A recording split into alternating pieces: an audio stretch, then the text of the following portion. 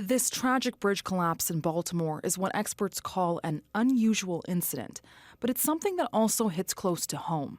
So, Vancouver is home to Canada's busiest port. Massive ships like this one make their way in our waters every day. So, what are some of the things being done to prevent ship strikes here?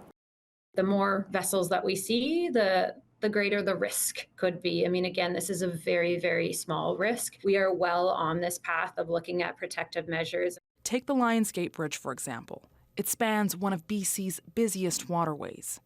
According to this 2018 report, about 4,500 vessel trips pass under the bridge every year. That's projected to go up to about 6,300 trips per year over the next 25 years. That risk assessment found the South Steel Tower to be a key vulnerability to vessel strikes.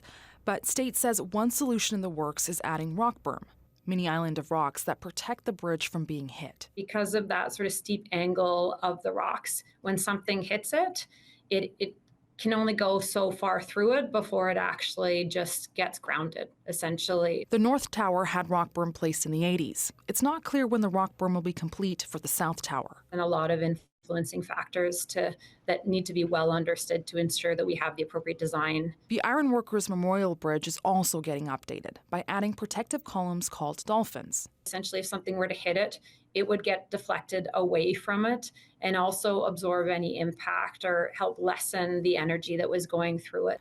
Now, neither of these bridges have had catastrophic collisions, but there have been other incidents in BC's history.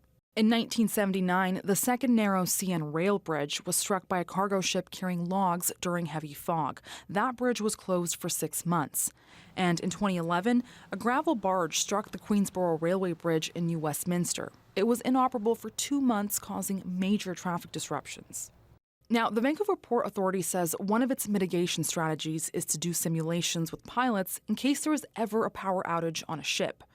Overall, experts say it's important to keep assessing the risk of ship strikes. I think it's high time that we learn from this incident and make sure that our existing infrastructure are well in position to withstand not only this kind of ship collisions that we observe today, but other kinds of human or natural disasters that's happening around the world. Proactive efforts to build better resilience in these coastal waters. Benit Brach, CBC News, Vancouver.